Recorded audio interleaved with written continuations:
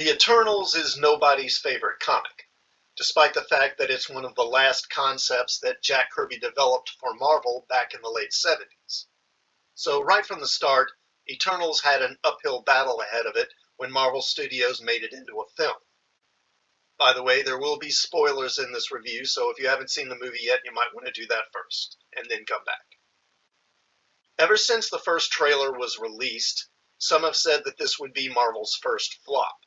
Of course, people have said that before with Guardians of the Galaxy and with Ant-Man, but those films were actually quite successful.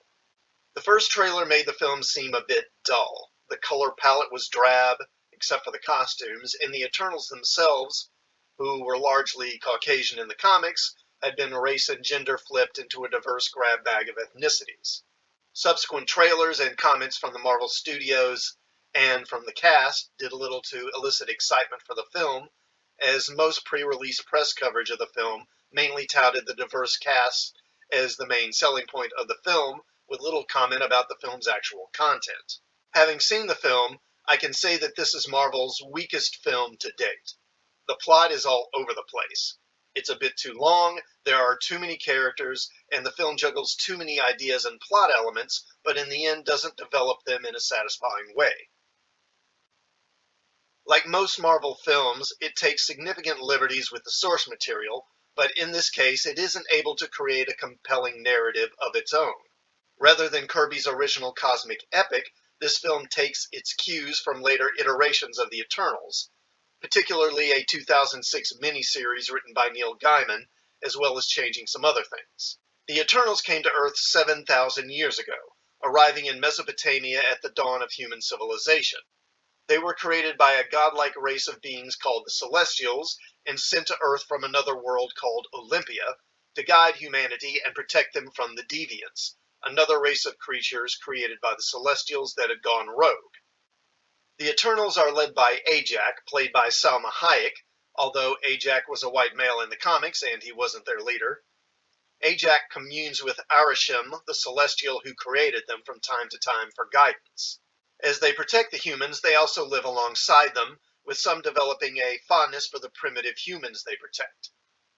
They also guide humanity's development, although it's never made entirely clear to what extent they can or can't do this. When asked why they didn't help stop Thanos or any of the wars throughout history, they say that they're not supposed to interfere unless it's to stop the Deviants, but they're also shown interfering repeatedly in various ways. The movie seems to suggest that most, if not all, human technological development came from the Eternals, not from humanity itself, all the way from the plow to Tony Stark's invention, so clearly they've been interfering. This is a good example of how underdeveloped the script is. If they interfered, human history would likely be very different, never mind just a recent history like with Endgame. Eventually, around the 1500s, the Deviants are defeated and the Eternals disperse to pursue their own lives and interests. Skip to the present, and Cersei, a female Eternal played by Gemma Chan, is living in London and is involved in a relationship with Dane Whitman, who works at a museum. Now, in the Marvel Comics, Whitman is the Black Knight, a superhero and an Avenger who wields a cursed sword, although that doesn't really play a role in this film's plot. Cersei, Dane, and Sprite are attacked by a Deviant who seems to have regeneration powers, something that the Deviants have never had before. They receive help when Icarus, another Eternal, arrives and helps drive the Deviant off. With the Deviants reappearing, they decide to tell Ajak, but when they go to her home, they find her dead, apparently killed by the Deviants. Ajak's power was regeneration, so it seems that they killed Ajak and somehow took her powers. What follows is an extended "let's get the band back together" sequence as they seek out the rest of the Eternals to warn them about the Deviants' return.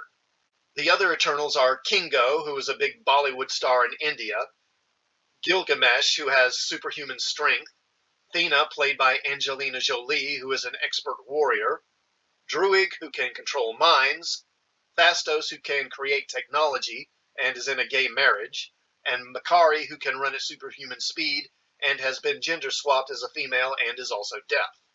Cersei becomes the Eternals' new leader and communes with Arishem for guidance. She discovers that what the Eternals had been told about their origins and their purpose on Earth is largely false. Earth is, in fact, a gigantic egg in which an unborn Celestial is incubating. and it will soon emerge from the Earth, destroying the planet and humanity in the process. This unborn celestial named Tiamat feeds on life energy and can't emerge until the human race reaches a certain number of people. The Eternal's real purpose is to protect and guide humans so that they will multiply and then eventually provide enough life energy for the emergence to take place, which is going to happen in a few days. Some of the Eternals, such as Cersei, want to stop the emergence and save humanity, but some of the others, like Icarus and Druig, have more mixed feelings about humans and aren't enthusiastic about saving them, but they reluctantly decide to go along with Cersei anyway. Along the way, the Deviants attack again, and their leader, called Crow, absorbs more of the Eternal's powers, taking on a humanoid form and gaining the ability to speak. The big plot twist of the film, which isn't really that hard to see coming, is that Icarus, not the Deviants, is the one behind Ajax's death. Ajax knew the truth about the Eternals and the Celestials all along and hid it from the others, but a few centuries ago she shared the truth with Icarus. When strange earthquakes began affecting the planet, Icarus went to Ajax, who told him that it was the beginning of the emergence, which would take place in a few days. Icarus then lured her to a glacier where the Deviants, who had been frozen in the ice for centuries, had reawakened. He then betrayed her, causing her to be killed by the Deviants. He took her body back to her home and tricked the others into thinking it was the Deviants who killed her to keep them distracted so they wouldn't interfere with the emergence. Icarus is still loyal to the Celestials, wanting to see their plan fulfilled. The Celestials are responsible for the creation of stars, and as a result the creation of planets and therefore all life throughout the universe. Icarus argues that if they stop the emergence, they are preventing the eventual creation of billions of beings, so sacrificing one planet is worth the price. The Eternals fight Icarus, and Cersei uses her powers of matter manipulation to turn Tiamat into stone, just as it's emerging from the ocean, saving the planet and humanity. Then Thena, Druig, and Makari board their spaceship and leave Earth to find other Eternals on other worlds. Cersei uses her powers to make Sprite mortal so that she can age and become an adult like she wanted. Then Arishem appears and tells Cersei that he's displeased with the Eternals' betrayal, but he will spare humanity for now and will return at some point in the future to determine if humans are worthy of living. He then vanishes, taking Cersei, Kingo, and Phastos with him. In a mid-credit scene, Thena, Druig, and Makari meet Eros, Thanos' brother, and Pip the Troll, who in the comics was a companion to Adam Warlock. Then, in the post-credits scene, Dane Whitman opens a chest which contains the Ebony Blade, and the film ends. So, there's a lot to unpack here with the Eternals.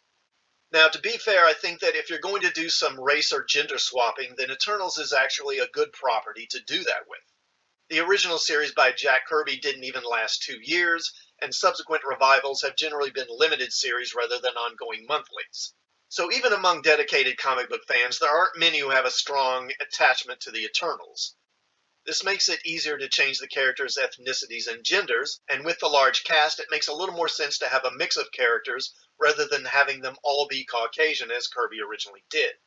The main problem with this film is that there are just too many characters. As a result, most of them don't really have a lot to do. Cersei, Icarus, Ajax, Phastos, and maybe Sprite all have fairly important roles in the film, but the rest are really just sort of hanging around. They get screen time, though, and as a result, none of them really get much in the way of development. Gemma Chan as Cersei is the main protagonist, more or less, and she's certainly easy on the eyes, but she isn't terribly compelling as an actress. Her relationship with Dane isn't interesting, and although she's the main Eternal who wants to protect Earth, I never really got a clear sense of just what she feels about humanity other than that she is fond of humans in some vague general way. Salma Hayek as Ajax is largely wasted. If you've seen the trailers, you've seen most of her role in this movie. Richard Madden as Icarus is okay, but like most of the cast, his performance is so restrained, it's a bit dull. He and Cersei were married in the past, but there's not much chemistry between them, and when he turns on the other Eternals, he behaves almost like an automaton with almost no emotion to it. Then, after he's defeated, he's suddenly overcome with emotion and then flies into the sun committing suicide, which feels very contrived. Angelina Jolie as Thena gets some nice action sequences, but has little sense of character aside from a form of madness that overcomes her from time to time, making her go nuts and attack the other Eternals. There's no real explanation for this either. Like so much in this film, it just feels kind of pointless. Kumail Nanjiani as Kingo is supposed to be the comedy relief, but I didn't really find the humor all that funny. It's mostly sort of tee-hee auntie humor, which is okay in small doses, but it gets old quick. Leah McHugh as Sprite is one of the only characters that actually gets a character arc of some kind. Her resentment at being stuck as a child is interesting, and she gets a conclusion that's more or less satisfying. Although it does beg the question, why did the Celestials genetically engineer her to be a child while all the others are adults? Brian Tyree Henry plays Phastos, and his character actually has some life in his performance. His character also has an arc of sorts. A lot has been made by the press of this film featuring LGBT characters, and Phastos is in a gay marriage, and he and his husband do share a kiss at one point. In the past, he came to dislike humanity, but then he and his husband have a son, and this at least gives Phastos a clear reason for protecting Earth. Barry Keoghan plays Druig, an Eternal who can control minds, and he has a very dim view of humans, and I thought he might actually end up being the villain at first.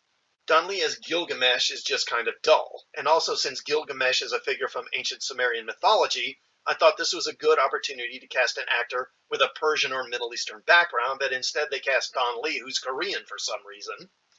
And Lauren Ridloff is Makari, and she's just taking up space. The only noteworthy thing about her is her speed, and that she's deaf. Her character is boring, and really, why would the Celestials engineer the Eternals and then randomly engineer one of them to be deaf? I mean, it just doesn't make any sense. And why are the Deviants even in this movie? Like most of the Eternals, they don't really do anything important, they just take up space. With this movie, Marvel Studios has finally captured the look and feel of Marvel Comics. Dull, lifeless heroes, a long, drawn-out story, villains who don't really present much of a threat. This film even has that favorite modern Marvel trope, the dinner scene, where all heroes sit around and chit-chat over a meal. You really don't get more Marvel than that these days, unfortunately. There are some interesting ideas here, but they don't do anything significant with them. It feels like Watchmen if it was written by a 14-year-old. A decade ago, Marvel was making some of the best superhero movies ever made. Iron Man, Avengers, Winter Soldier. You would think that they would get better over time, but the Eternals feels like the Marvel version of a CW show, and it just goes on forever. I'll give the Eternals 2.5 Uni-Minds out of 5. So let me know what you thought of Eternals in the comments. Did you like it or dislike it? And please do hit the like button before you leave. Also, please sub to the channel and hit the bell for notifications. And I'll see you all next time. Thanks for watching.